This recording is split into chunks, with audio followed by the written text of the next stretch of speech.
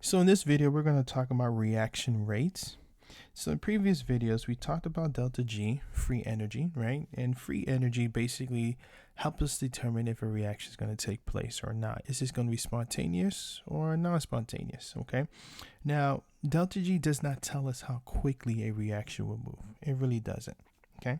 So what must happen for a chemical reaction to take place? All right. So there's two factors that contributes to see if we're going to have a chemical reaction or not. All right. So these two things must take place.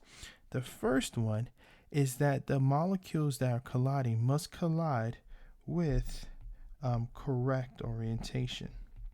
So what do I mean by this? All right. That they must collide with correct orientation. Well, you could consider, so like for example, if you were to have carbon monoxide to react with oxygen to make carbon dioxide, okay? And so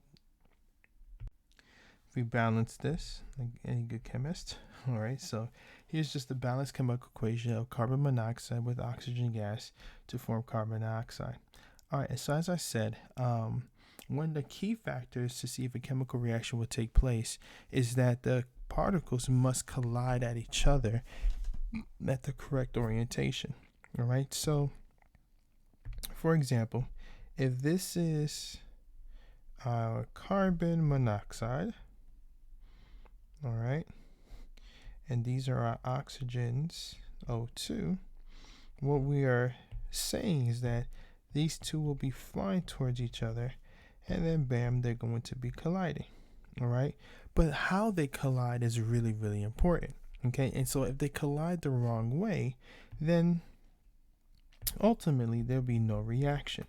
But if they collide at the correct orientation, then there will be a chemical reaction. So something like this, we can only imagine, and this is me imagining, right?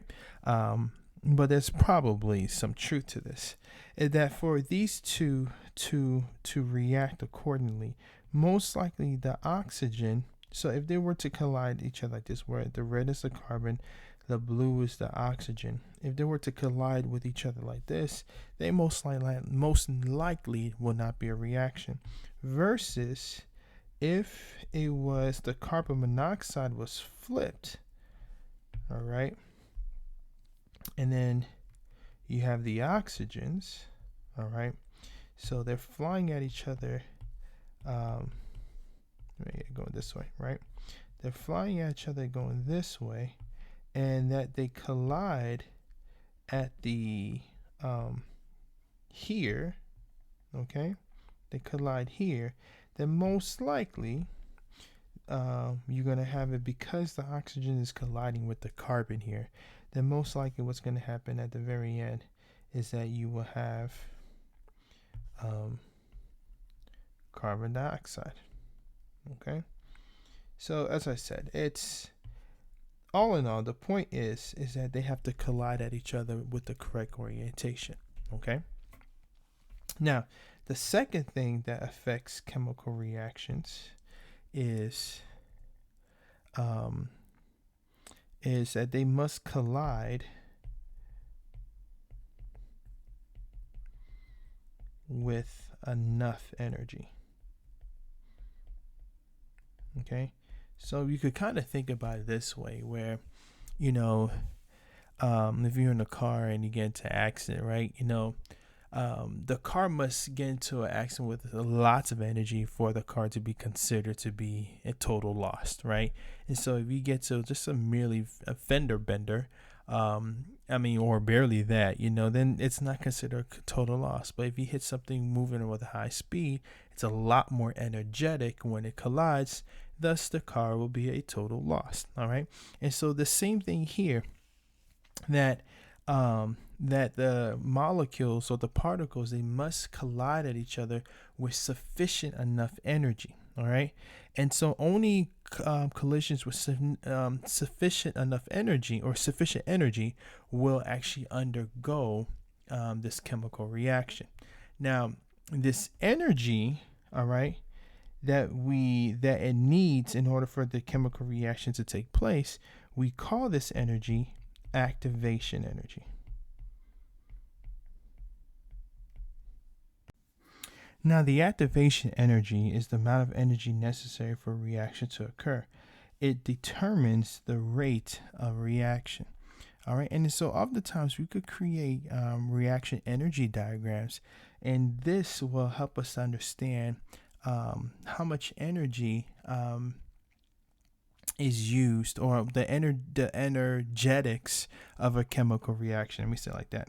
All right, so for example, here is a reaction energy diagram where the x-axis we see the reaction taking place. All right, the y-axis is the amount of free energy, okay, or delta G. All right, and so you may have a graph that looks like this. Okay, so what does this mean, right? So on this side here, this side represents the amount of free energy that the reactants have. Okay, this side represents the amount of free energy that the products have. All right, and so if you were to look at this versus this is your delta G, the change of free energy. All right, it's between this and this here. All right, so it's a change of free energy. Now, because if you notice that the reactants have a higher amount of free energy than the products, so over a period of time, over the time of this reaction, it released free energy. So this reaction is exergonic, okay, because it's releasing energy. All right, the product has lower energy level than the reactant.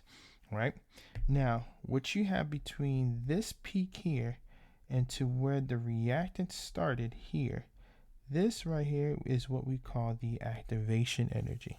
All right, which represents the minimum amount of energy needed for the reaction to take place. So it's like a barrier.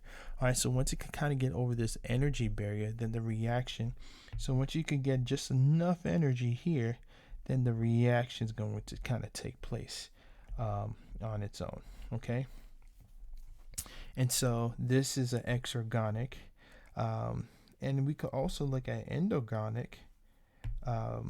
So same, you have the reaction time period. Then up here we have free energy. Okay, and so you could have it where it looks like this, where the amount of free energy of the reactants here, the amount of free energy of the product is up here. So we could quickly see that between here and here is your delta G. So in this case, this process is endogonic, all right, because this process gained free energy as the reaction was taking place. And then lastly but not least, from this top of this peak here to this bottom of this peak, all right, is your activation energy. Okay, so now when you're looking at this, the lower the amount of activation energy, the faster the chemical reaction. All right, so a couple of things to think about. The lower the activation energy, the greater the number of productive collisions in a given amount of time. And so the more collision or more successful collisions you have, then the faster the reaction is going to take place. All right, the higher the activation energy, the lower the number of productive collisions you're going to have. And then that means the slower the reactions. All right, and so high activation energy equals slower reaction rate. All right, because it takes a lot of energy for the reaction to take place. If you have a low activation energy, then you're going to have fast reaction rate. So it doesn't take much energy for the reaction to take place. So you could kind of think about it this way, if if you have a car, and let's use the example of total loss, right? Total loss is your activation energy in this case, and so this is what's synonymous for a chemical reaction to take place. A total loss of a car, anyways. um if your car is made out of the toughest metal on earth and stuff like that, and it gets to the car wreck, then it's most likely not going to be a total loss, right? So as high activation energy, I mean, you need to hit that car with high amounts of energy in order to be a total loss. Versus if you have your car that's made out of, I don't know, paper mache, newspaper, whatever case is, then it doesn't take much energy for it to be a total loss, right? And so that's kind of the idea here, is that the higher the activation energy, all right, so if you have an activation energy that's pretty high, so like in this case, if you were comparing these two reactions, 1, 2, because this thing has such a high activation energy, this is going to have a slower reaction rate versus this one where it's smaller. All right, so this one's going to have a faster reaction rate. Okay. So all in all, when you're looking at these graphs here, all right, these graphs will kind of give you an idea of the activation energy, and activation energy will tell you exactly how quickly a reaction will take place. So the larger the activation energy, the slower it is. The smaller the activation energy, the faster it is. When you have the amount of energy between the reactants and the products, if the reactant is higher than the products, then it's going to be an exergonic process. If the reactants is lower than the products, then it's going to be an endogonic process. All right, and so these are the things that allows a chemical reaction to take place.